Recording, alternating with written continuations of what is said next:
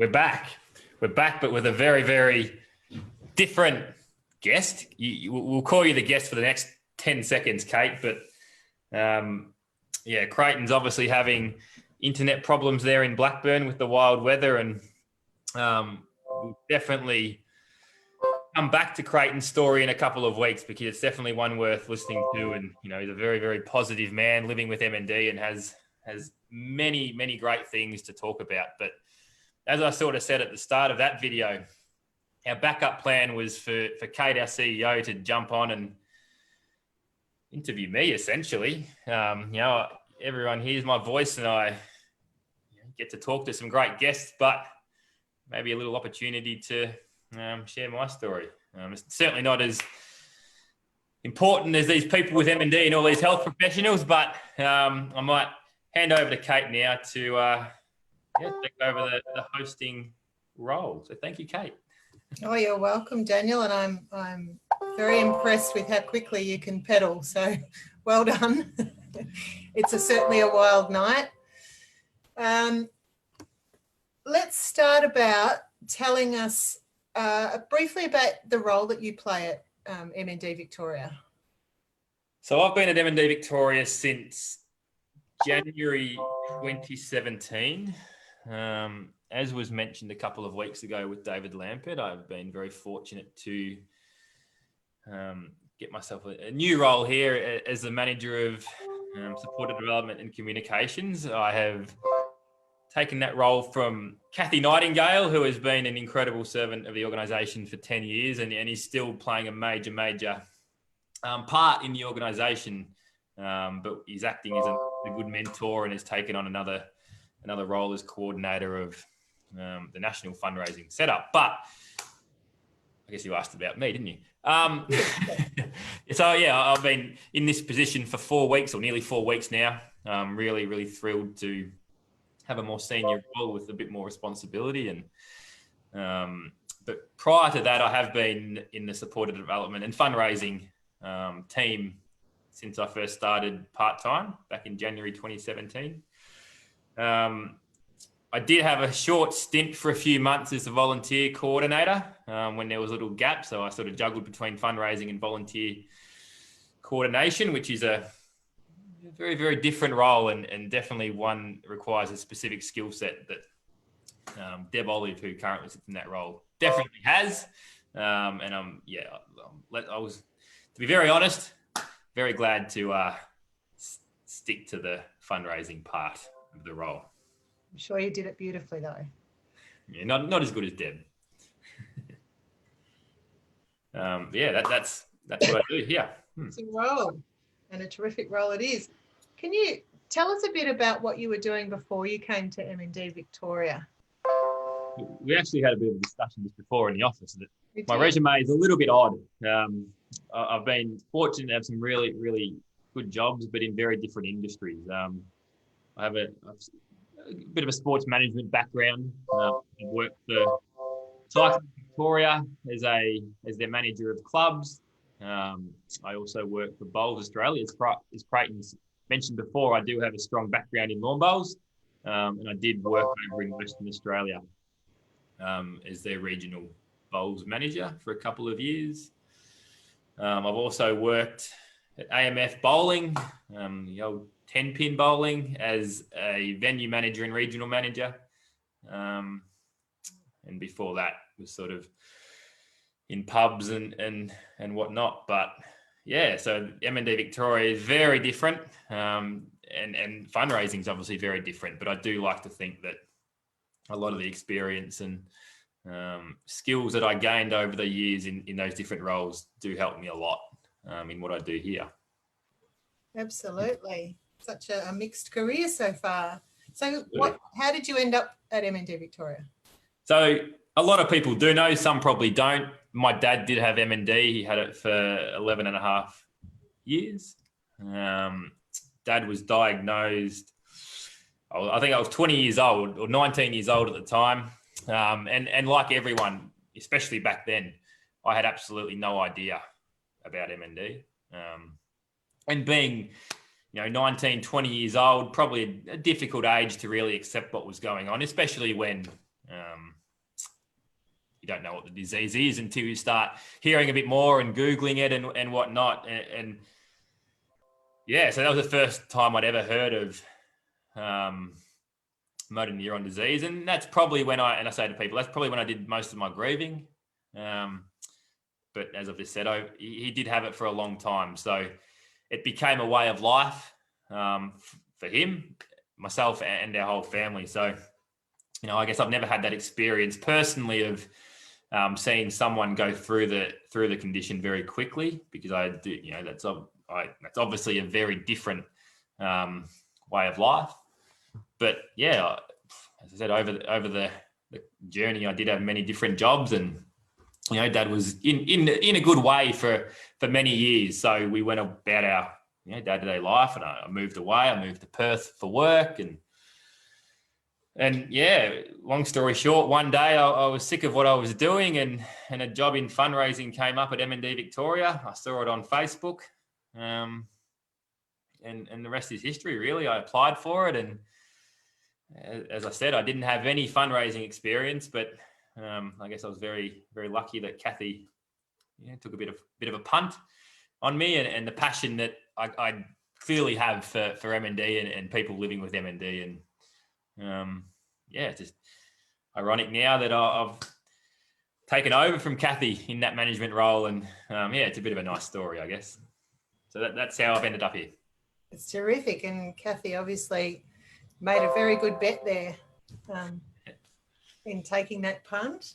Can you talk to us a bit about how that personal experience of your dad's journey helps you in your role? Yeah, I've always said passion for what you do is critical. Because I've been through it and I've seen firsthand what M&D does to the person with it, and to family members and friends and the whole network of people, I guess it's a lot easier for me to have the conversation with people with M&D and their families and all those connected, because I truly get it. If you haven't been through it, you can know a lot. All our staff are professionals and incredible at what they do. But look, it's a weird thing to say, but it's a bonus having been through it personally, because I can truly connect, and that's a big strength, I think, to how I go about my role. Just getting it is huge. And that passion and that understanding of what people are going through certainly shines through in the work that you do at M&D Victoria. So can you tell us about some of the best fundraising experiences and events you've seen in your time here? I'd love to talk about them all, because they're all brilliant, but I probably don't have 2 or 3 or 5 hours really to go through it. But some of the favourites, and I am biased, I mean, one of the perks of the job is some of the big adventure trips that we've been on. We start in 2017. The first task I had was to manage our Great Wall of China walk to defeat M&D, and I was handed that in January, and we really had no participant. We might have had one participant at the time, and we were really struggling for numbers. And I was told, here you go. You need to get 10 people to come to China and raise X amount of dollars. And that will probably always be my biggest highlight, because it was the first major event that I ever did and M&D Victoria ever did. We ended up recruiting 11 individuals who had come from all walks of life, but had all been impacted by M&D in some way. Most of them had lost a family member.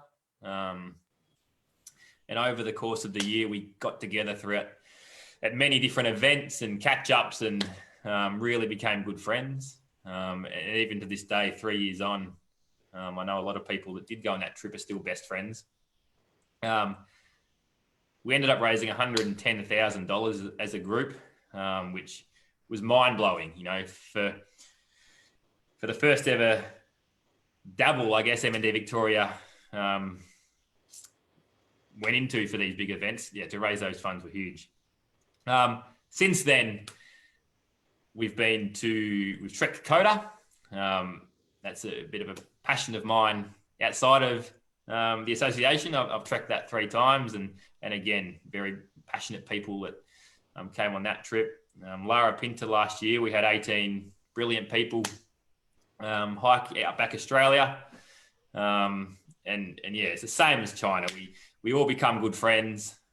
We all come together because we have that connection to the M&D community. And they're not just a one-off event. I think my favourite part of these big events is that these supporters become stuck-on ambassadors, I guess, for M&D Victoria, and constantly tell their friends and family about the work that we do because they've experienced it.